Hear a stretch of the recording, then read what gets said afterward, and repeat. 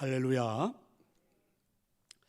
세상의 모든 음식은 나름대로 제 각각의 고유한 맛들을 가지고 있습니다. 겉으로 보이는 것은 좀 비슷하게 보여도 실질적으로 그 맛의 차이는 굉장히 다른 것을 볼 수가 있죠.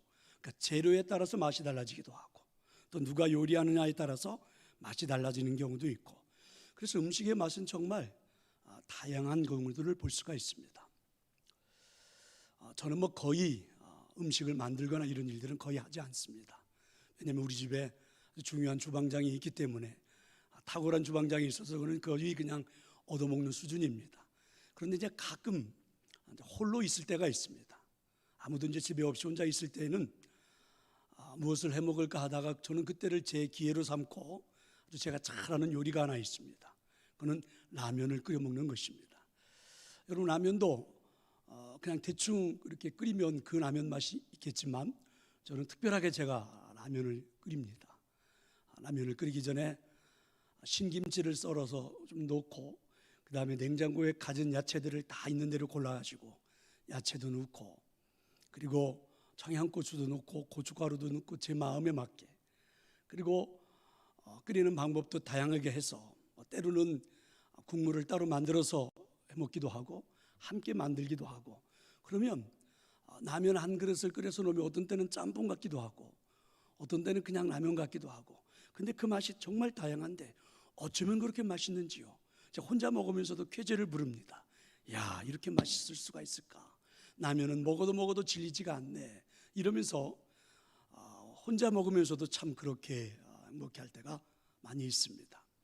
음식은 정말 그렇게 여러 가지 맛을 내죠. 근데 다양한 재료가 어우러져 고유한 맛을 내는 것은 사실은 음식에만 국한되는 것은 아닙니다. 우리 인생도 마찬가지죠. 사실 우리 인생도 다양한 재료들이 조화롭게 섞여져야만이 그 맛을 냅니다. 보통 사람들은 인생에는 단맛, 즐거운 맛, 행복의 맛, 이런 것들만 가지고 인생을 요리하려고 할 때가 많습니다. 그런데 사실은 인생에는요, 단맛, 즐거운 맛, 기쁜 맛, 이것만을 가지고 인생이라는 요리를 만들었을 때 깊은 맛이 나오지 않는 경우가 많이 있죠. 사실은 인생이라는 요리는 때로는 희망, 때로는 절망, 때로는 성공, 때로는 실패, 때로는 기쁨, 때로는 슬픔, 환희, 눈물, 이와 같은 재료들이 잘 조화롭게 섞여지면 정말 맛이 멋지게 어우러지고 맛있는 인생의 맛을 느껴볼 수가 있습니다. 자, 이제 오늘 우리가 만나려고 하는, 성경을 통해서 만나려고 하는 사람은 욥이라는 사람입니다.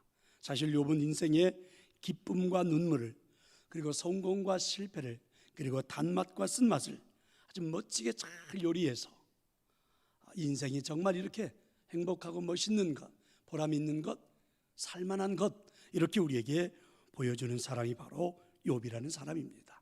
그래서 오늘 우리는 함께 욥을 통해서 한번 이 세상을 보고 욥을 통해서 지금 내 삶을 한번 재해석해 볼 수 있는, 저는 그런 시간이 될 수 있기를 간절히 축원합니다. 그 2층에서 하면 좀 칠판이 있어서 거기다 그려가면서 하면 좋은데 그럴 수가 없어서 이제 여러분들이 아마 성경을 다 펴시고 함께 하시면 좋겠습니다. 성경은 주로 이제 오늘 1장을 한번 보려고 합니다. 자, 먼저 1장 1절을 한번 같이 한번 읽어보도록 하겠습니다.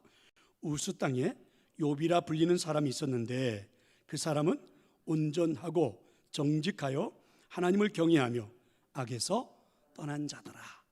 그러니까 욥이 생활했던 그 땅은 우스라는 땅인데 학자들마다 여러 이견들이 있습니다만, 대부분의 학자들은 이렇게 보죠. 요단강이 있으면 요단강 동편, 그리고 사해바다 위에 쪽으로, 그러면 주로 이제 모압 백성들, 이런 사람들이 살던 곳, 이스라엘 백성들이 가나안 땅에 들어오기 전에 루벤 지파, 갓 지파, 므낫세는 반 지파가 너무 여기가 옥토가 되고 풀밭이 좋고 양떼를 기르기가 좋으니까 우린 가나안 땅에 들어가지 않고 여기서 살겠다고 그 땅을 달라고 했던 그곳, 아마 욥이 살았던 곳은 그 땅이 아닐까, 이렇게 추측을 해봅니다.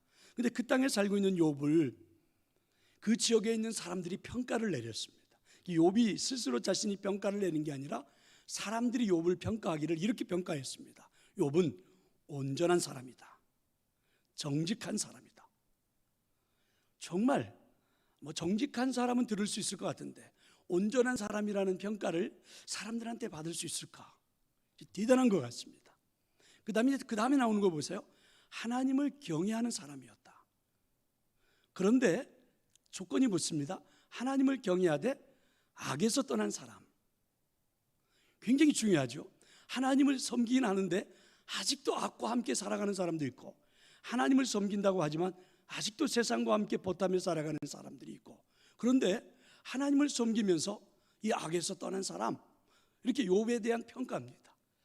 저는 정말 내 삶의 주변에 있는 사람들이 우리를 그렇게 평가해 줄 수 있다면 얼마나 좋을까. 그렇죠? 온전한 사람, 정직한 사람, 하나님을 섬기되 정말 악에서 떠난 멋진 성숙한 사람, 자, 이런 평가를 들으면 얼마나 좋을까. 이게 욥에 대한 평가예요. 주변에 있는 사람들이 욥을 그렇게 평가합니다. 그 다음에 이제 욥의 재산을 한번 들여다볼까요? 욥은 어느 정도의 재산을 가지고 있을까? 여러분 대단합니다. 자, 재산을 보기 전에 가족 식구들부터 한번 보겠습니다. 자, 2절인데요 한번 읽어봅시다. 그에게 아들 7과 딸 3이 태어나니라. 아들이 7이고 딸이 3입니까? 도합 자녀가 10명입니다. 물론 지금은 조금 시각의 차이가 있지만 그 옛날 그 시대에는 자녀가 많은 것은 최고의 복이었습니다. 그래서 이 자녀들이 많은 사람들은 든든하다, 이런 표현들이 성경에도 많이 나오죠. 그런데 아들 7에다가 딸 3이니 여러분 이만큼 복이 있을 수가 있을까? 대단한 겁니다. 최고의 복을 받은 사람이에요. 거기다가 이제 3절에 한번 가볼까요? 욥은 자, 사람들의 평가도 좋아요. 가정도 정말 다복한 가정을 이루었어요. 복된 가정을 이루었어요. 그런데 그가 살아가는 삶의 가정에 그 재물이라든지 재산은 어떨까? 대단합니다. 거기 한번 보면 이렇게 말을 하죠. 양이 7,000마리, 이렇게 말을 합니다. 양은 주인에게 털을 선물하지요. 양털을 가지고 뭔가를 만들어 입을 수 있는 것. 그거보다 더 중요한 건 음식입니다. 양고기잖아요. 그러니까 이렇게 유목민들은 그 양이 주식이 될 확률이 굉장히 많습니다. 근데 그 양고기를 줄 수 있는, 근데 그게 무려 7,000마리.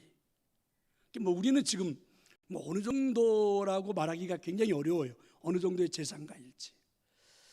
그래서 정말 상상이 안 가지만 그 당시 사람들이 가정에 양 1마리, 양 2마리, 일반 가정들이 그렇게 가지고 있었다고 생각하면 여러분 7,000마리라고 하는 건 놀래도 됩니다. 진짜 한 가정에 한두 마리 정도 가지고 살아갈 정도라는데 한 7,000마리를 소유했다. 이건 대단한 겁니다. 근데 그것만 있는 게 아니에요. 그 옆에 보니까 낙타가 있습니다. 낙타가 몇 마리라고요? 3,000마리입니다. 주로 낙타는 짐을 나르기도 하고 교통수단이 되기도 합니다. 사람들을 태우고 그 사막지대를 지날 때에 주로 이제 교통수단이 되죠. 근데 그 낙타도 무려 3,000마리입니다. 여러분들은 보통 낙타 한 1,000여 마리씩은 집에다 다 두고 살기 때문에 별로 놀라지도 않지만 저는 한 마리도 두어본 적이 없어서 진짜 놀랄 놀자입니다. 3,000마리 정도. 거기다가 여러분 보세요. 소는 500결이 그랬습니다. 결이란 말은 한 쌍, 두 쌍 이렇게 말하는 거니까 두 개를. 소는 항상 밭을 갈 때 한 마리가 가는 게 아니라 그 당시만 한 2마리가 이렇게 가니까 한 쌍, 한 결이 500결이니까 1,000마리입니다. 주로 이제 밭을 간다든지 짐을 나른다든지 또 때로는 사람들에게 이제 식용이 되기도 하죠. 소가. 소고기 참 맛있지 않습니까? 이제 그런 거예요. 1,000마리 정도. 정말 입이 떡 벌어질 정도입니다. 거기에다가 이제 암나귀가 보세요. 암나귀가 500마리입니다. 순나귀보다는 암나귀가 더 인기가 있었는데, 재산 가치가 있었는데 그 암나귀가 무려 500마리. 이 암나귀는 사람이 타고 다니기도 해요. 그러니까 우리 제주도에 조랑말 같이 생겼어요. 제가 성지순례 가봐왔더니 그걸 타고서 사람들이 다니는데 굉장히 우스꽝스러워 보이기도 해요. 그런데 사람이 타고 다니기도 하고, 거기다가 그 나귀에다가 이렇게 해서 양쪽으로 짐을 실어가지고 짐을 나르기도 하더라고요, 보니까. 그리고 이 나귀가 밭을 갈기도 하고 곡식을 타작하기도 하고 그런데요. 암나귀는 쓰임새가 굉장히 많습니다. 식용이라기보다는 이렇게 사람들의 일감을 돕는 그런 일들이었습니다. 그리고 이 시대는 봉건 영주 시대라고 그러잖아요. 세계 역사에 보면 한 성읍에 지주가 있습니다. 그러면 그 성읍 전체를 다스려. 그게 욥은 아마 그 한 지주, 우스 땅의 한 영주 정도는 됐을 거다. 근데 여기에는 금도 굉장히 많았다고 그래요. 땅도 넓지요, 금도 소유하고 있죠, 재산은 이렇게 많지요. 거기다가 종도 굉장히 많았다고 그래요. 여러분 조금은 부러울 것 같습니다. 이렇게 해보고 싶어요. 그런데 정말 중요한 게 있어요. 보실래요? 3절 끝부분에 가보면 그렇게 부자인 욥에게 뭐라고 말을 했냐면 이렇게 말했어요. 이 사람은 동방 사람 중에 가장 훌륭한 자라. 저는 원문을 몇 번씩 찾아봤어요. 해석을 잘못했나? 이 내용을, 여러분 이렇게 부자이면 많은 재물을 가지고 있으면 그 끝에다 이렇게 써야 되잖아요. 이 사람은 동방 사람 중에 가장 부자라, 뭐 이렇게 써야 되는 거 아닙니까? 그래서 원문을 잘못 번역을 했는지 제가 원문도 들여다봤더니 아니에요. 여러분, 부자가 훌륭한 사람이 되는 경우는 굉장히 드물잖아요. 그렇지 않을 수도 있지만은 부자인데 훌륭한 사람, 그게 잘 못 들어본 것 같아요. 근데 여러분 여기는요, 이렇게 많은 부자한테 부자다 뭐다 이런 건 전혀 없고 그냥 훌륭한 사람. 그래서 부자라, 그 지역의 실세라, 뭐 이런 말도 하나도 없고 그냥 훌륭한 사람이다. 그래서 이제 나중에 뒤에 가보면 이 욥은요 인격을 말해준 건데 그 부유함을 가지고 가난하고 어려운 사람들을 참 많이 도와주었다는 거예요. 많이 나누었다는 겁니다. 그래서 욥으로부터 어렵고 힘든 사람들이 매년 삶을 지탱해 가는 사람들이 그 성읍 안에는 굉장히 많았던. 그래서 욥이 뒤에 가보니까 그렇게 이제 탄식하는 경우가 나와요. 모든 것들을 잃어버리고 고난 속에 있을 때에 내가 그렇게 많은 사람들을 도와주었는데, 내가 그렇게 많은 사람들에게 사랑을 베풀고 나눔을 베푸었는데, 내가 쫄딱 망했는데 나를 거들떠보지도 않고 오히려 나를 놓고 비방하고 욕하는 사람들이 있어서 난 너무 상처받는다, 아프다, 이렇게 욥이 고백하는 장면이 뒤에 나오거든요. 그러니까 욥은 정말 그래도 그 지역에 있는 사람들한테 훌륭한 사람이라고 일컬음을 받던 사람입니다.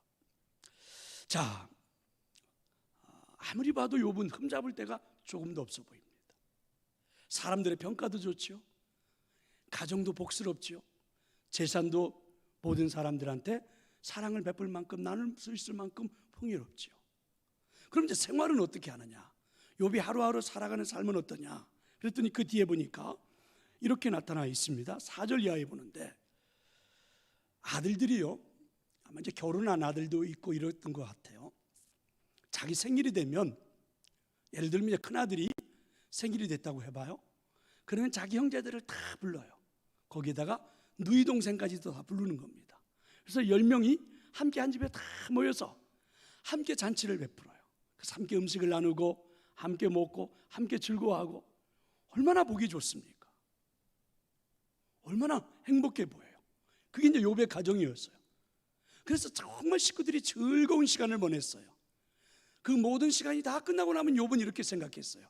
혹시 우리 자녀들이 오늘 행복하고 즐거운 시간 서로 사랑과 교제를 나누면서 좋은 그러한 기쁨을 나누었다 할지라도 행여나 하나님 앞에 혹시라도 잘못한 것은 없을까, 이래가지고 욥이 그 잘못한 것들이 있을지도 모르겠다 해서 하나님 앞에 번제를 드릴 만큼.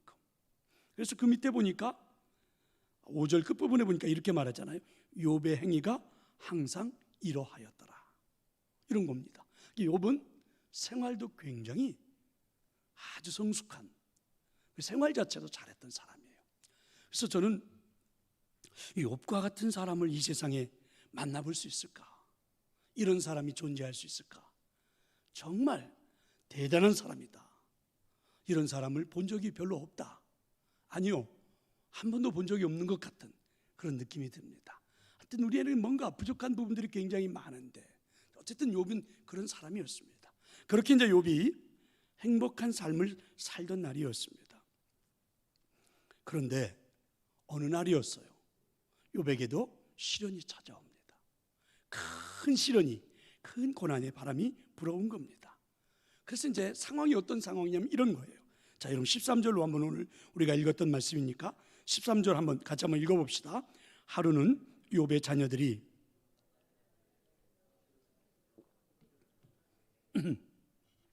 자, 이제 이런 상황입니다. 자, 그날도 이제 맏아들이 자기 형제들을 다 초청해가지고 자기 집에서 함께 음식을 먹으며 교제하고 있었던 거예요. 그러니까 큰아들 집에서 자녀들은 다 같이 모여서 함께 음식을 나누고 기쁨을 나누는 자리가 펼쳐지고 있고, 욥은 지금 자기 집에 있어요. 그런데 갑자기 욥의 사환 한 종이 와가지고 이야기를 하는 겁니다. 주인님, 큰일 났습니다. 그래서 보니까 14절에 보니까 이렇게 말하잖아요. 소가 밭을 갈고 있고 나귀가 그 곁에서는 풀을 먹고 있는데, 글쎄 스바 사람들이 갑자기 나타나가지고 그 모든 것들을 다 빼앗아가 버렸습니다. 그래서 여기 말하는 것처럼 밭을 갈고 있던 소, 그리고 나귀가 풀을 뜯고 있었는데 나귀를 다 빼앗아갈 때 빼앗아가지 못하도록 종들이 막 말렸는데 그 종들을 다 죽여버리고 그 중에 저만 살아남아서 간신히 지금 돌아와 주인님에게 보고를 합니다. 이렇게 말을 한 겁니다. 그 순간에 소 1000마리가, 나귀 500마리가 이 스바 사람들한테 다 빼앗겨 버린 거예요. 스바는 이제 이디오피아, 주로 애굽 그쪽 밑에 있는 아프리카의 지역에 살고 있는 그런 사람들인데, 갑자기 이들이 남쪽에서 쳐들어 올라온 거예요. 와가지고는 호시탐탐 기회를 노렸던 거지요. 욥의 가정이 이렇게 부유하니까. 그래서 사람들이 갑자기 쳐들어와서 소, 나귀를 다 뺏어가 버린 겁니다. 욥이 막 깜짝 놀랐겠죠. 그런데 이내 참 이상하지요. 우리 인생에는요, 좀 힘들고 어려운 고난이 오면 한 가지만 오는 게 아니더라고요. 왜 이렇게 겹쳐서 오는지 모르겠어요. 어떤 순간에는 막 순식간에 막 정신도 못 차리게 이런 고난들이 그냥 막 밀려올 때가 얼마나 많습니까? 그런 장면들이 벌어지는 거예요. 그러고 있는데 가만히 보니까 16절이에요. 여기 보니까 또 한 사람이 왔는데, 이거 보세요. 이렇게 말해요. 하나님의 불이, 잘 보세요. 하나님의 불이 하늘에서 떨어져 가지고 양들을 다 불태워 죽여버렸다는 겁니다. 그래서 이제 여기 하나님의 불을 뭘로 볼까?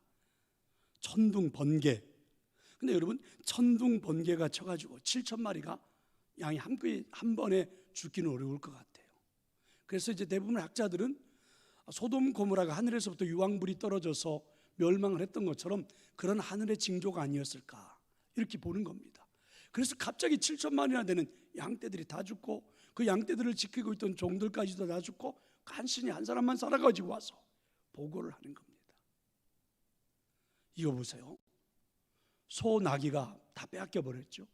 양은 하늘에서 내려온 불에 의해서 다 죽어버렸죠. 끔찍한 일이 벌어진 겁니다. 그런데 조금 있으니까 또 한 사람이 들어오는 겁니다. 17절이에요.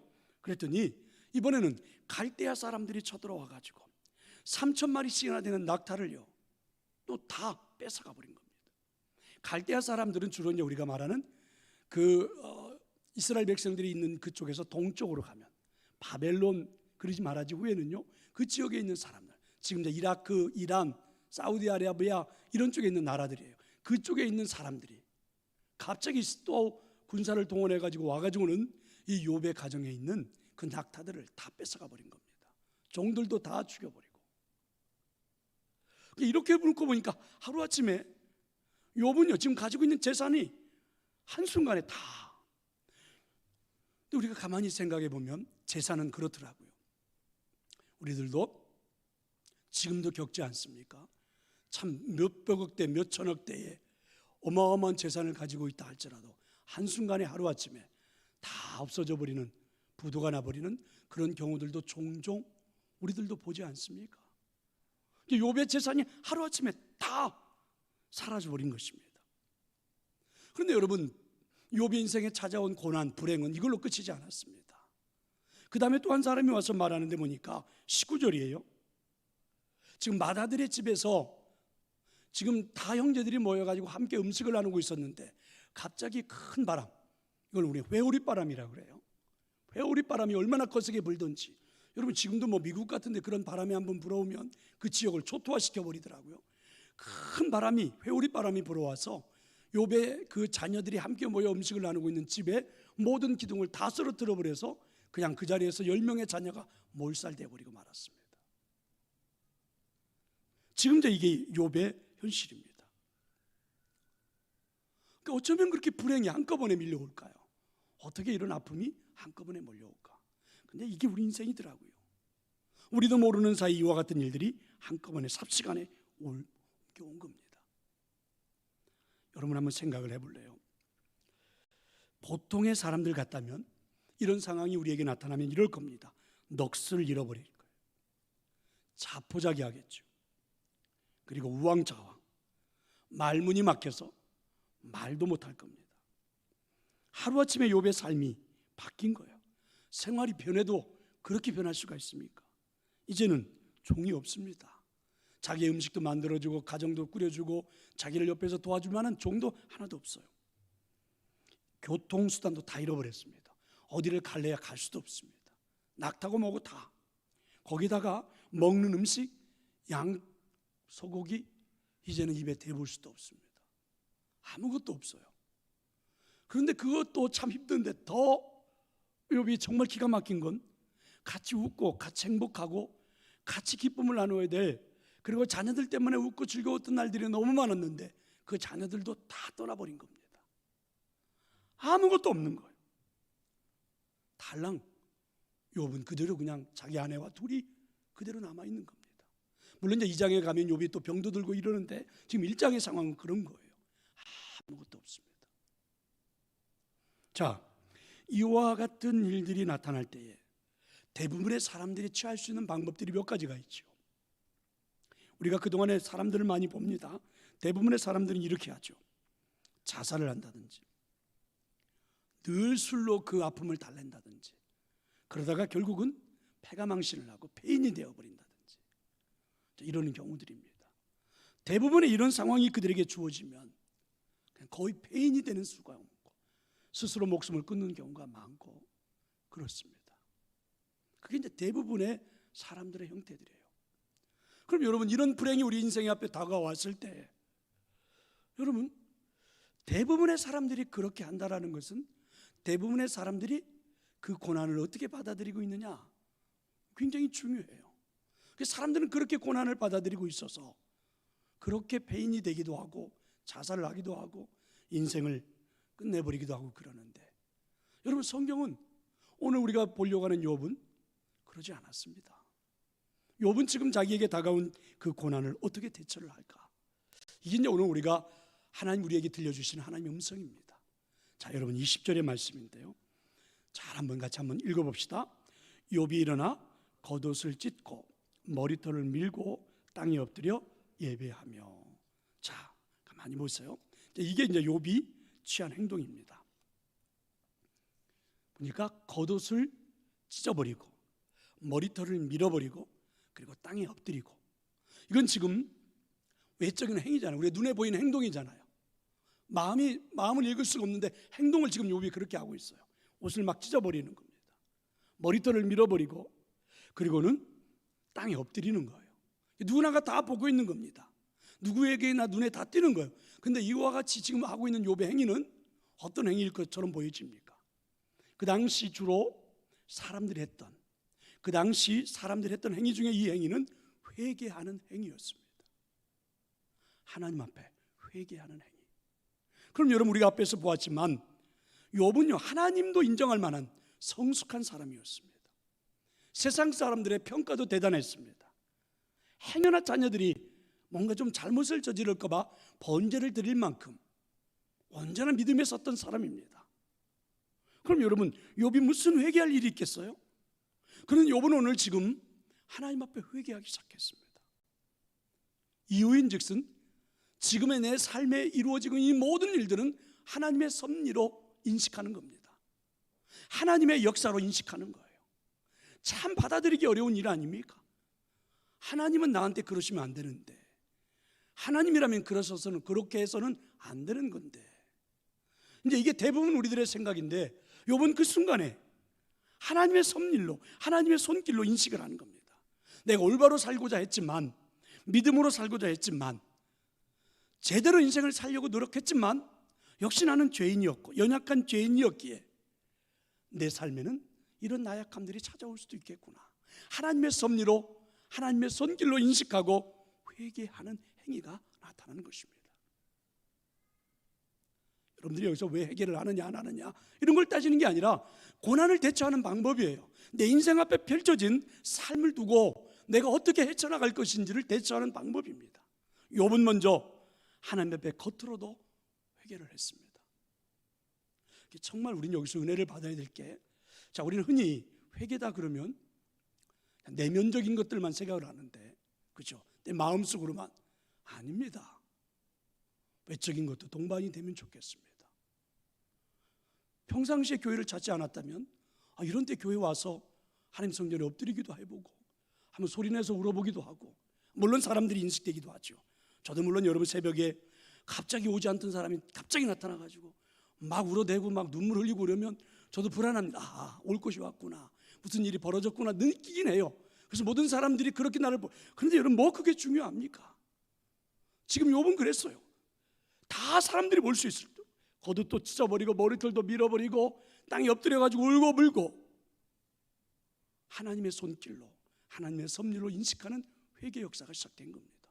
근데 여러분, 누가 뭐라고 하든 필요하지 않겠습니까? 그게 우리가 해야 할 일 아닙니까? 사실은 여러분, 사람들이 나를 보고 비방하면 그건 뭐 어떻습니까? 지금 내게는 문제가 생겨서 하나님 앞에 회개하겠다는데 사람들이 비방 좀 하면 어떻습니까? 욥은 지금 그렇게 외적인 행위가 나타나요. 그 다음에 내적인 행위는 어떻게 나타날까요? 21절입니다. 자, 우리 같이 큰 소리로 한번 읽어봅시다. 이르되 내가 못해서 알몸으로 나와 싸운즉 또한 알몸이 그리로 돌아가올지라. 주신 이도 여호와시요 거두신 이도 여호와시오니 여호와 이름이 찬송을 받으실지니이다. 할렐루야. 내적인 행위입니다. 자기 마음속에서 믿음으로 받아들이는 행위였어요. 이렇게 말씀합니다. 내가 태어날 때 빈몸으로 태어났다. 그럼 내가 이 세상을 마칠 때 죽을 때도 빈몸으로 간다. 그렇다면 지금 내 인생의 삶에 펼쳐지는 모든 일들은 하나님의 섭리에 나는 순종할 수밖에 없는 존재다. 이런 고백입니다. 하나님 나를 태어날 때 빈손으로, 그리고 하나님 나를 데려가실 때도 빈손으로 하나님의 섭리에 순종하는 거죠. 그게 나의 존재라는 겁니다. 근데 우리는 가끔은요 거꾸로 갈 때가 많죠. 태어날 때는 빈몸으로 태어났고 죽을 때는 빈몸으로 가면 절대 안 되는 것처럼 나의 존재를 우리가, 하나님이 나를 이끌어가는 존재가 아닌 내가 내 인생을 만들어가는 존재로 거꾸로 볼 때가 많죠. 그런데 아니었습니다. 그 다음에 욥은 이렇게 말했어요. 주신 자도 여호와시오. 그죠? 그리고 내 것을 거두어 가신 분도 여호와이십니다. 이렇게 고백을 했습니다. 그러니까 주신 분, 하나님은 나한테 선물을 주셨습니다. 주신 분, 그러니까 하나님 나한테 선물을 주신 거예요. 그 선물은 기쁨이었습니다. 그런데 하나님께서는 내게 또 하나의 선물을 주었는데 모든 것을 거두어가는 선물을 주신 거예요. 그것도 욥은 선물이라고 본 겁니다. 그건 상실이지요. 하나님의 선물이라고 할 때 우리는 대부분 기쁘고 즐겁고 좋은 것, 이런 것들만 생각했어요. 하나님이 가끔 우리한테 상실이라는 것도 선물로 주실 수 있다고 욥은 고백을 했어요. 여러분, 저는 여러분들한테 똑같이 그렇게 고백하라는 게 아니라 지금 욥의 고난을 대처하는 방법이에요. 하나님이 나한테 선물을 주셨는데 기쁨이라는 선물도 주셨지만 하나님은 나한테 상실이라는 선물도 주셨다. 거두어 가시는 선물도 주셨다. 이렇게 욥은 고백을 한 겁니다. 그래서 철저하게 욥은 외적인 것이나 내적인 것을 다 쳐보면 욥은 이렇게 본 겁니다. 하나님의 주권을 인정한 겁니다. 내 인생 앞에 펼쳐진 이 고난을 놓고 하나님의 주권을 인정한 거죠. 하나님의 주권. 그런데 우리 사실은요, 우리 인생에 이렇게 펼쳐지는 일들을 놓고 회의감이 들 때가 많고 의문이 생길 때가 많고 신앙을 잃어버릴 때가 많고 좌절할 때가 많습니다. 그런데 하나님의 주권을 인정하고 싶지 않은 거예요. 하나님은 절대로 나한테 그래서는 안 되는 거예요. 이게 이제 우리들의 생각인데 오늘 욥은요 철저하게 하나님의 주권을 인정했습니다. 그럼 더 중요한 게 있습니다. 왜 하나님의 주권을 인정해야 하는 것일까? 이게 저는 정말 중요한 질문이라고 생각합니다. 왜 우리가 우리들의 인생의 삶에 이와 같이 상실감이 나타날 때 하나님의 주권이라고 인정해야 되는가? 중요한 이유는 이런 겁니다. 지금의 상황을 극복해야 하지 않습니까? 지금의 내 삶에 나타나고 있는 이 상황을 이기고 다시 일어서야 되는 것 아닙니까?